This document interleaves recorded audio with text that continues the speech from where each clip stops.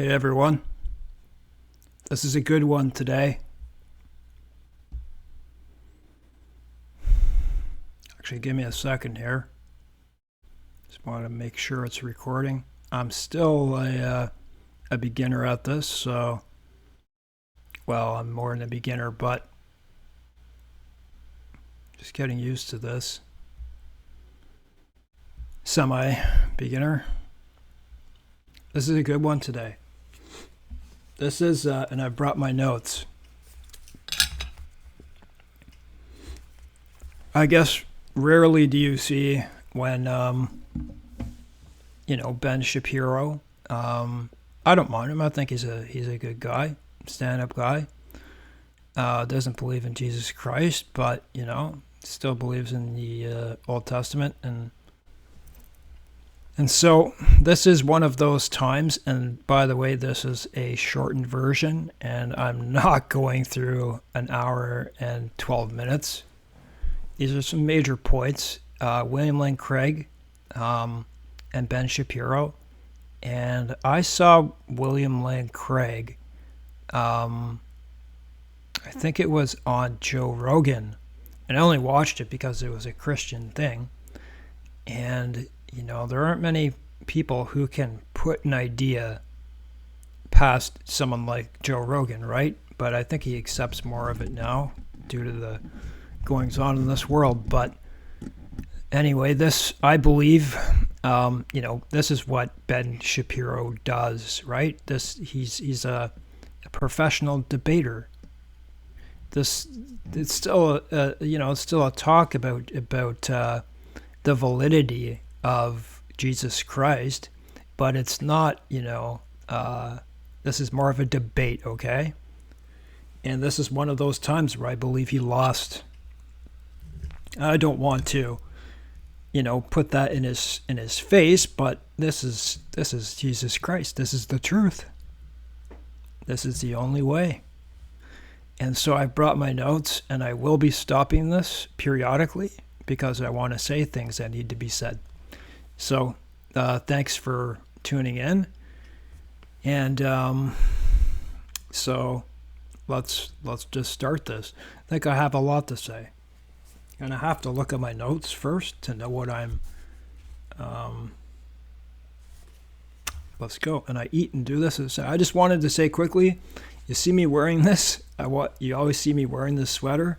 It's clean, don't worry. I wear it because it's the only one I have that I can tolerate on my skin while I'm eating my dinner. I know that sounds funny, but when I'm stuck in place like this, it's not so heavy. That's why you always see me wearing this. I have other clothes.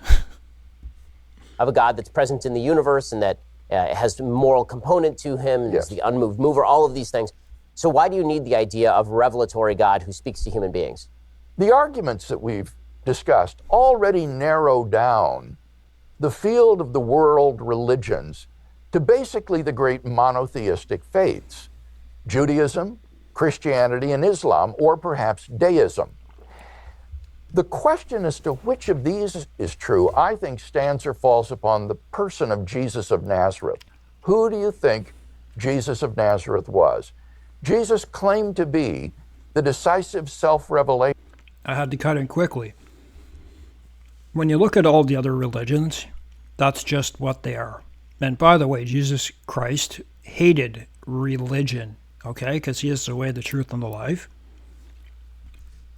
When you start learning about these other religions, you start to find common things, like they all lead to sun worship, and they all lead to a mother-son figure that's fake.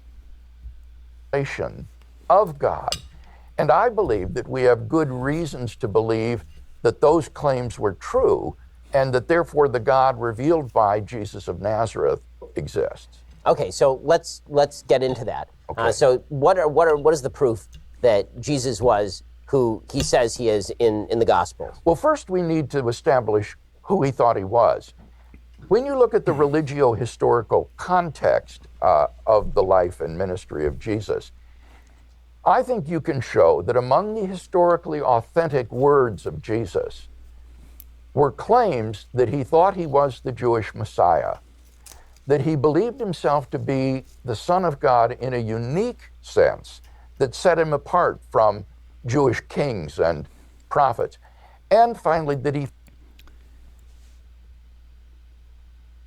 I heard Verdi Bauckham say this, that when it comes to proof, there is no more proof than the texts for the Bible. There are 6,000 documents compiled. So these are things you can't really refute. You want evidence. That's the most evidence that there is. And I think what he meant was for the New Testament towards Jesus Christ. And so there's the proof, right? Why do people believe Caesar existed and Hannibal, and they're okay with that, but when it comes to the most documentation, they don't. It's because it's Jesus. He thought that he was the Son of Man predicted by the prophet Daniel, to whom God would give all dominion, power, and authority.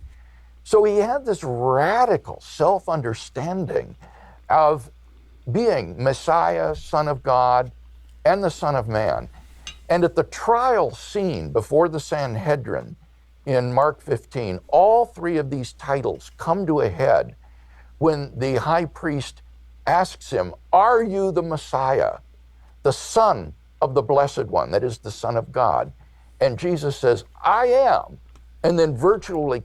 So imagine this. Okay, so he says, "I am." When Jesus first, you probably see this in the movie The Chosen, when he starts reading in the temple, when he gets up and reads, what did he read? I think he read Isaiah 62. And it's the promise, it's like the promise of the coming Messiah. And he says, "I'm here to heal, the poor and this and that." And then he cuts it off at a certain part, and he stops reading, and he sits down. Why? Why did he do that? He did that because he is the fulfillment, and because the rest of that passage wasn't fulfilled yet. Crazy. Quoting from Daniel,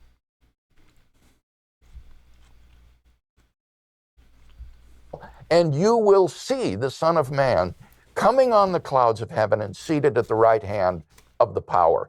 And at that point, the high priest rips his robes and says, "You have heard the blasphemy. What more witnesses do we need?" And Mark says they all condemned him as worthy of death. And that enabled them, since they didn't have the ability to carry out capital punishment, to deliver him over to the Roman authorities by slandering him as a pretender to be king of the Jews, and therefore a political figure who could be tried for treason and sedition and crucified. So, and very important, there's a lot to say in this. When I watched this, I had just a lot of stuff came into my head. So you also have to realize, why were they persecuting Jesus? Why was he in front of the Sanhedrin? It wasn't just because of that. It was because, read in the Gospel of John, it says that Pontius Pilate said it was because they were jealous of him. And I ask you personally, please, to go and look at explanations of how the Jews were jealous. Can you imagine the Pharisees and the Sadducees? And they obviously never mentioned the Essenes, right? That they were stealing all their followers. So can you imagine how jealous they were? And doing miracles on top of it. from the Jewish perspective, this narrative has some holes in sort of Jewish philosophy. The narrative begins with the idea that Jesus appears in front of the Sanhedrin and then claims to be the Messiah. Well, there's nothing actual criminally in any of the tractates that say that if you declare yourself the Messiah, this is actually a punishable offense, even. Right. There are many Jews, including Bar Kokhba, who have declared themselves messianic figures. Absolutely. The real gap here is that in the Gospels, Jesus' vision of himself as the Messiah is completely different from the prior vision of what the Jewish Messiah is, and is actually outside the scope of how Jews describe the Messiah, or really have ever described the Messiah. The Messiah in Judaism has always been a political figure who is destined to do certain things, restoring the kingdom of Israel, maintaining control of that kingdom, bringing more Jews back to Israel. All of these things are considered sort of political things that the Messiah does. But the idea of the Messiah as embodiment of God is something that's foreign to Jewish religious philosophy going all the way back to the beginning. So even the idea that the Sanhedrin would be questioning him in those terms and would get from that what he means is, I am God, which would be a much more punishable offense, presumably that would be actual blasphemy. So what he's saying there, fair enough, right? That's what he's saying, that the way that the Jews see this is that he's supposed to come in a different way. But Jesus came and he fulfilled a spiritual kingdom, right? That's what he said. But this is what the Jews are missing. And this is what they don't read Isaiah 53. They don't read other passages that say and that speak about the suffering Messiah. Where do they ever bring that part in? And then what Ben says here can easily be argued against, because what he says is it's going to be this way. He's going to restore the kingdom, and this is going to happen. And he's right. But Jesus has come, but he hasn't fulfilled that yet. Those are still yet to be fulfilled. And there's no better example than Zechariah, right? Read Zechariah 10 to 14. What does it say? It says, let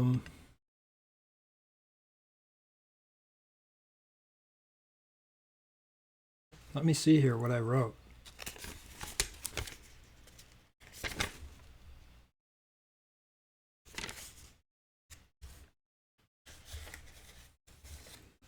I have to save that for a later part. There are things that are in Zechariah that simply have not been fulfilled yet. Jesus came, but it doesn't mean those things aren't going to happen. They're coming, and these end times are showing us that it's coming close. It's an oddity. I think you're absolutely right in saying that Jesus' understanding of the Messiah was radically different from the prevailing cultural understanding of the Messiah among the chief priests and the common people. And he didn't meet their expectations. Indeed, that's what helped to get him crucified. Being the Messiah, you're right, in and of itself isn't a blasphemous claim.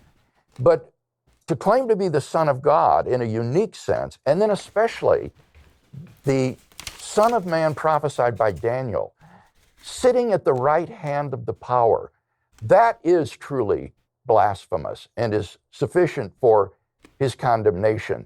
Now, the question, I think, that is raised by your interpretation, question, Ben, yes. your interpretation, Ben, is this. Why should we believe Jesus' reinterpretation of the Messiah rather than the one that the chief priests and the people held? And I think the answer to that is his resurrection from the dead. Mm-hmm. Jesus' resurrection from the dead is Yahweh's public and unequivocal vindication of the man whom the chief priests had rejected as a blasphemer. It is the divine demonstration that these allegedly blasphemous claims are in fact true, that he was who he claimed to be, and that therefore I follow Jesus in his conception of what it means to be the Messiah. So when it comes to the resurrection, why is resurrection proof of divinity? So Lazarus is resurrected. And so think about it. When you read the Bible, isn't it amazing the boldness that Jesus had in such a pharisaical, like they would, it was easy to be punished easily. but yet they couldn't do anything. How many times did Jesus almost get stoned? Or, it just said because it wasn't his time. He was going around doing thousands of miracles.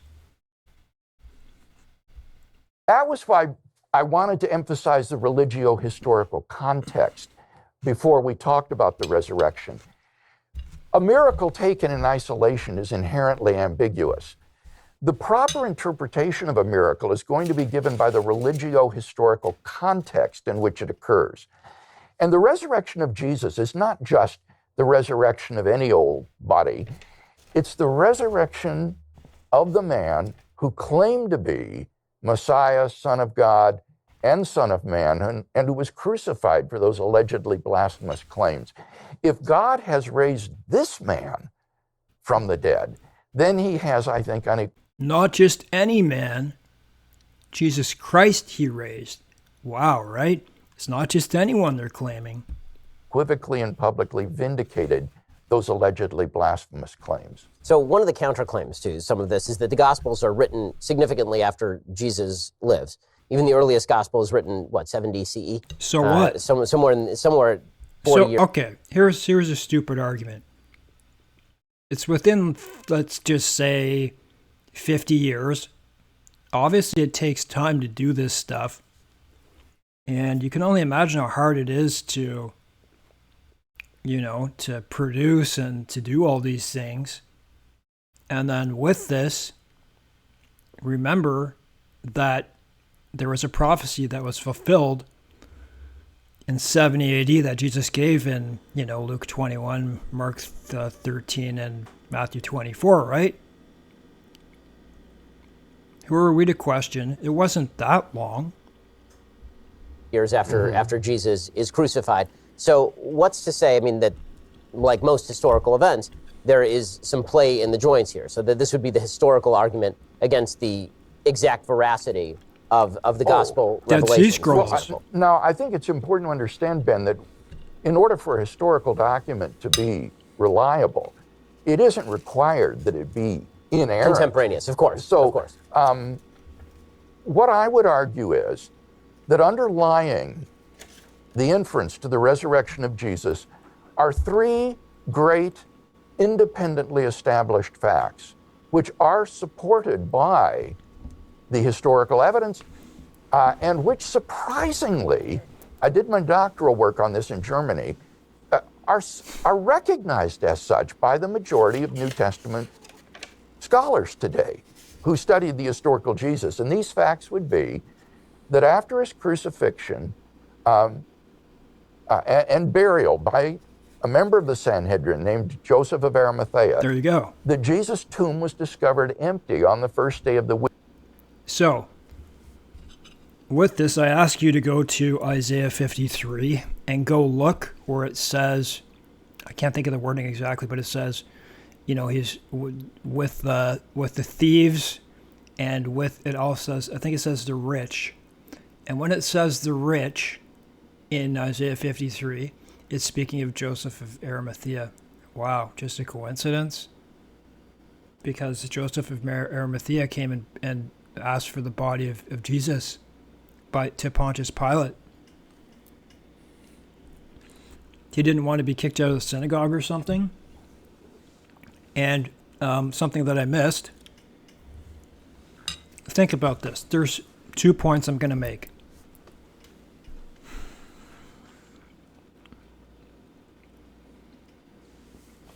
Number one, you read it in the Bible about Jesus' brothers and sisters not believing him. But afterwards, James, his brother, did. There is no man on this earth who would have had more issue with coming to that knowledge that his own older brother never sinned, and he must have realized all that. And then also the book of James, and he becomes a leader of the church. And then there's the claims of the, what people want to call hallucination. And it's one thing, so they say 500 people saw Jesus, right? 500 people. But more common in mass hallucination is to have that mass hallucination together on the same day. That's not how this was. It was spread out. And as you remember in the Bible, the one who said, if I don't see Jesus, I'm not going to believe it, was the Apostle Thomas. If I don't put my finger in his hand and in his side, I won't believe. And then he goes on when to say that the house was shut, the apostles were inside with everybody. Jesus appeared. Jesus said, peace be to you, peace be to you. And Thomas said, my Lord, my God. And Jesus said, you believe because you see this. Blessed are those who believe who haven't seen. Mass hallucination just completely destroyed. That's, yeah. Week by a group of his female followers. Secondly would be that various individuals and groups of people then witnessed appearances of Jesus alive. And finally, number three would be that the original disciples suddenly and sincerely came to believe that God had raised Jesus from the dead, despite having every predisposition to the contrary. The vast majority of scholars have come to accept as convincing the evidence in support of those three facts, not assuming biblical inerrancy or inspiration, but treating the Gospels as ordinary historical documents. You can show, for example, that the fact of the discovery of the empty tomb is attested by at least 6 independent sources in the New Testament, some of which are extraordinarily early. No scholar denies that individuals and groups saw postmortem appearances of Jesus. The only question is whether you should or could dismiss them as hallucinatory. And again, nobody denies that the original disciples suddenly and sincerely came to believe that God had raised Jesus from the dead.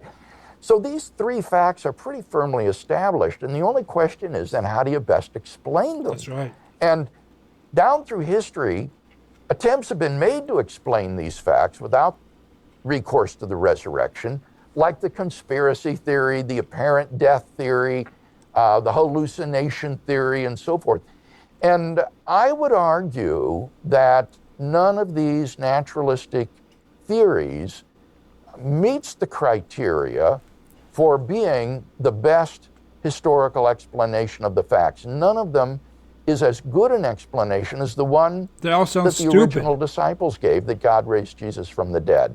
And if that's right, then I think we have good grounds, indeed are almost compelled to revise our typical understanding of who the Messiah was supposed to be. So we can have... Like what happens is we just keep getting overwhelmed with more and more and more documents and information.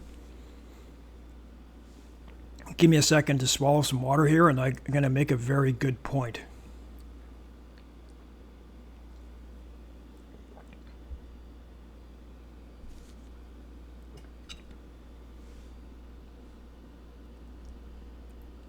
Jesus chose 12 apostles, and then for good reasons. And then, obviously Judas, and then they chose another apostle. Those apostles went on to their deaths. I think it was like 9 or 10 of them went on to their deaths martyred. Every one of them never refuted that it was a lie. And you've probably heard the story that someone always says, and it's a good analogy, that if you had 12 apostles who were claiming Jesus, and you had beside them 10 men who robbed a bank, and each were being tortured to tell the truth, the men who robbed the bank are each going to confess. Yes, they will. And if they don't, one of them is insane. So, we're talking like John being boiled in oil, like speared, whatever they do, they never refuted it. And that's an amazing feat in itself. That says something. And on top of this, why wouldn't you want to believe? Because when you look at Buddha, when you look at Muhammad, when you look at Confucius and all those Hinduism, where are the promises there of eternal life, peace and happiness by following scripture and doctrine? All you have to do is read the Bible and try your best to come to Jesus and believe in him. There are none. There are none. Those other promises, what you got to live several lives before, millions of lives before you can get it right. Yeah, I'll go with Jesus.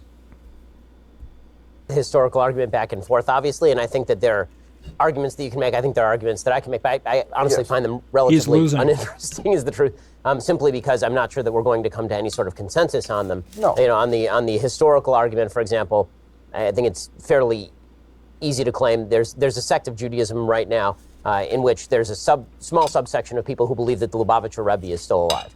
Right? The Lubavitcher Rebbe passed away in the 1990s. Yes. And there's still people who treat him as though he is not dead. These things they happen call all him the the time. Messiah. They think that he was the political Messiah. They have, and they still do that 20 years after his death.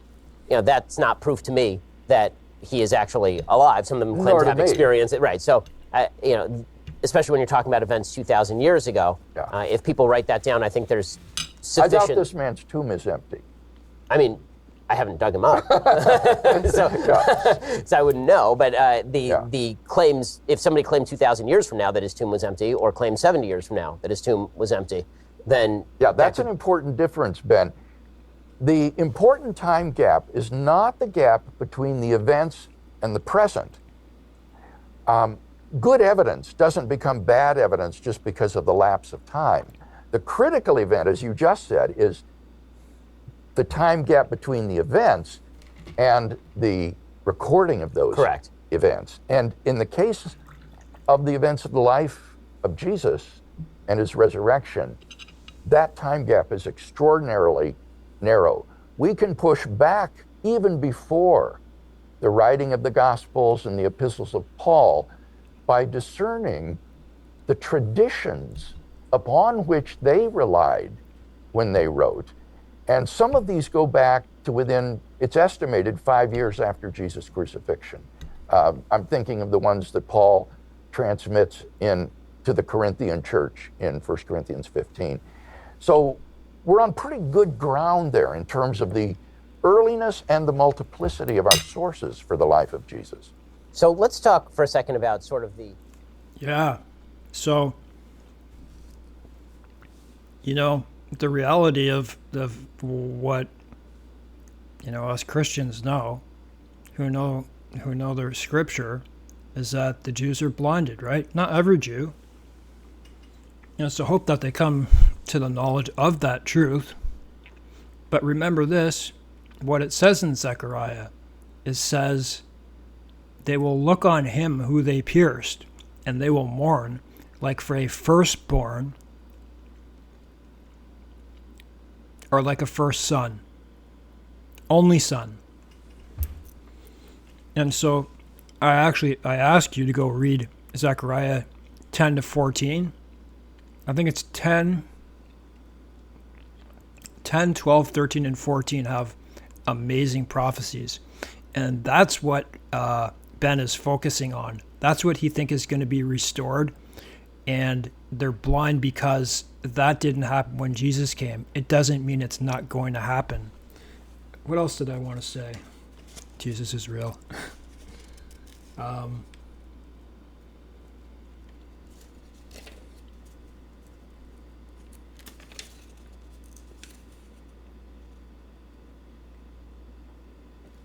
And not just, him claiming to be the Messiah.